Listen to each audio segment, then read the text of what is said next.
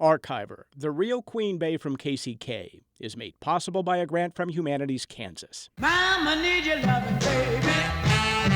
Mama need your loving, baby. Mama need your loving, baby. Oh, I need it so bad. We start this episode with Linda Hopkins singing Mama Need Your Lovin' Baby. The 1959 recording was released on the Federal label, at the time one of the top R&B labels in America.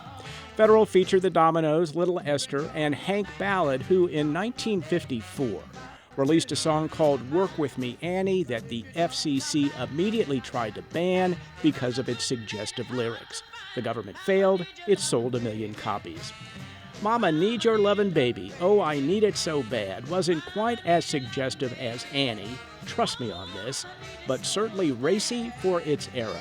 Hopkins is listed as the writer, but the song was really written by Queen Bee, barely into her teens in Kansas City, Kansas. Now, when you were a kid, you wrote a song for that Linda Hopkins. Linda Hopkins. Yeah. Well, tell me about this song. Oh my God! I look back at it now and I said, how come I didn't change the title or the lyrics? Because it's so sexy. Mama needs loving, baby. Now, what was I doing writing something? But that was the artistry in me, and I probably did need somebody. The artistry, yes. And that's what we're going to talk about. You've been gone so long. When are you coming home? But you've been gone all night. The podcast is Archiver, the real Queen Bee from KCK, Episode 2, The Consummate Entertainer, me. I'm your host, Sam Zeff. Hard to find. Mama need your loving, baby. Mama need your loving, baby. Mama need your loving, baby. Oh, I need it so bad. Mama need your loving, baby. Mama need your loving, baby. Mama need your loving, baby.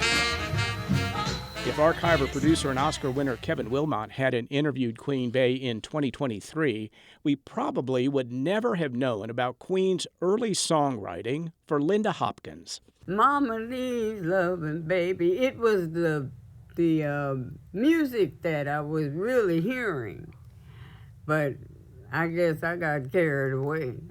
And so she bought that song. And we became good friends behind it. I went to something that she put on, and she acknowledged me that I wrote a song for her and all that. Hopkins only paid Queen a few bucks for the song, not unusual for the music business at the time. Kansas City music writer and historian Chuck Haddix says a young Queen Bee was shaped as an artist by who she saw at the famous jazz clubs at 12th and Vine. People like Jay McShann, like Claude Fiddler Williams. And so she was mentored by that generation of jazz musicians. And she had a very expressive style, a very soulful style, a very versatile vocalist. She was at home doing jazz ballads, singing the blues, shouting the blues, or crooning a rhythm and blues ballad too. And so she was a very versatile vocalist. Is that a result from all the different acts that she saw in the Kansas City club scene? Yeah, well, you've got to consider in the club scene in Kansas City where Queen Bee came of age, there was a full floor show. And at the Orchid Room, which was located at 12th and Vine in the back of the Vine Street Tavern, that was a stop on the old Chitlin circuit. And so the show would include not only a band, but also comedians, sketches, theatrical sketches, and it would have, dancers. And so she came up in that tradition where she saw a wide variety of vocal stylists that came through. And she kind of drew a little bit from everyone and made it her own. I think this is one of the best examples of that. The days of wine and roses, laugh and run away, like a child at play, through the meadowland towards a closing door. door marked nevermore, that wasn't there before. This is Queen's cover of the Henry Mancini Johnny Mercer classic, The Days of Wine and Roses, the theme song of the movie by the same name. Perhaps the best-known version is Andy Williams from 1963, a ballad with lush strings, backup singers, and Andy Williams sounding like, well, Andy Williams. But Queen turned it into a jazz tune, an anti-ballad, if you will, that was way sexier. And roses and you.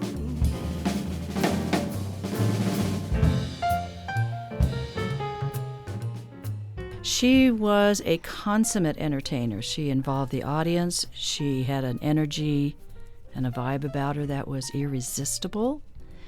And she was all in when she sang or when she spoke or she taught or mentored. My experience with her was as someone who was energized and wanted to be there. My name is Kelley Hunt, and I live in Lawrence, Kansas. I'm a musician, songwriter, and happy to be here.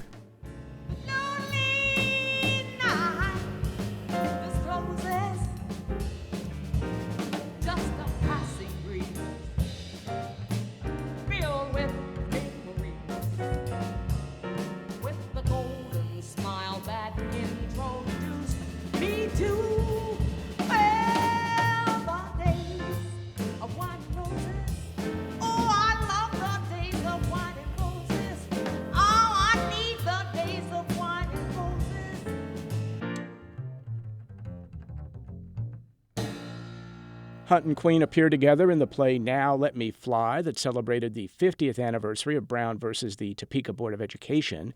Hunt says Queen demanded respect because she gave respect. Did that come from the hardscrabble life that she led, growing up in a shack in Kansas City, Kansas, a hard road to hoe when she was in L.A. as a very young mother?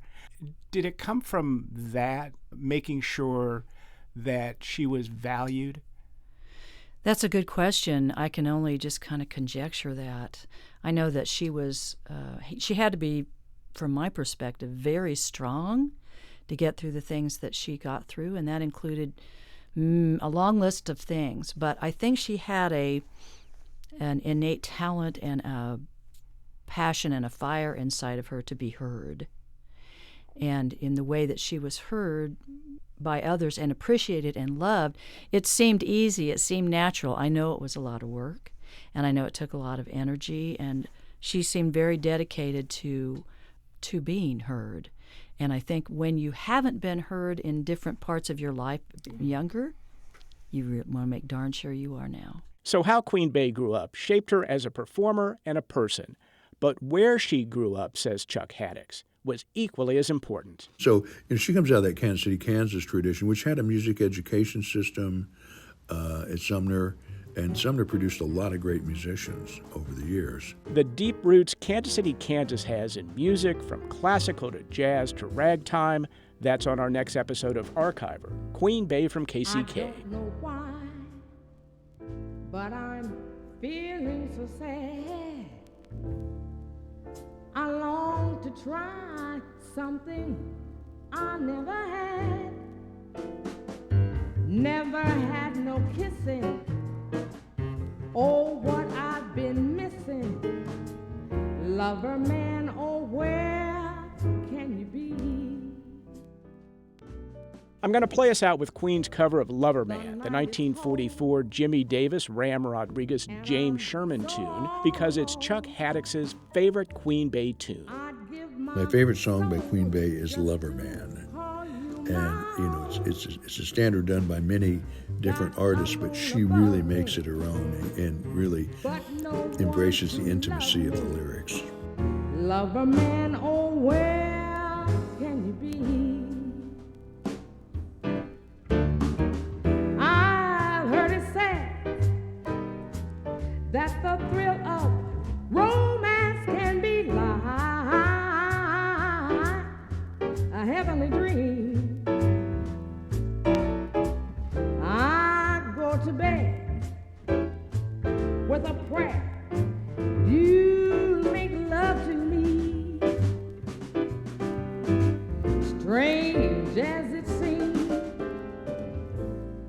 someday we'll meet, and you'll dry all my tears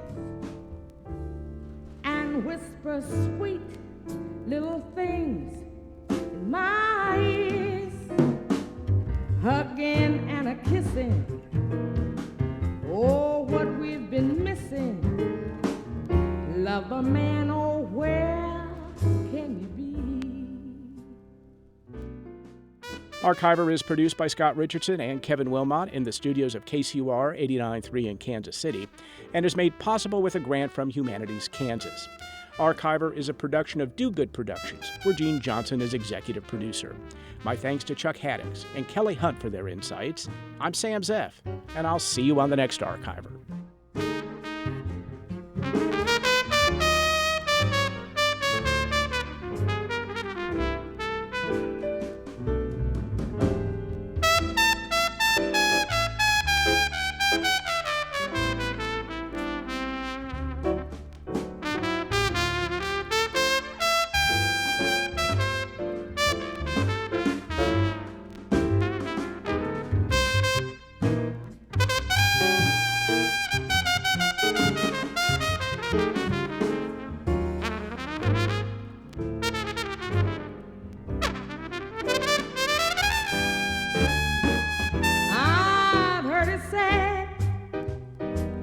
That the thrill of romance can be like a heavenly dream. I go to bed with a prayer that you make love to me. Strange as it seems, someday we'll meet, and you dry all my tears and whisper sweet little things in my ear,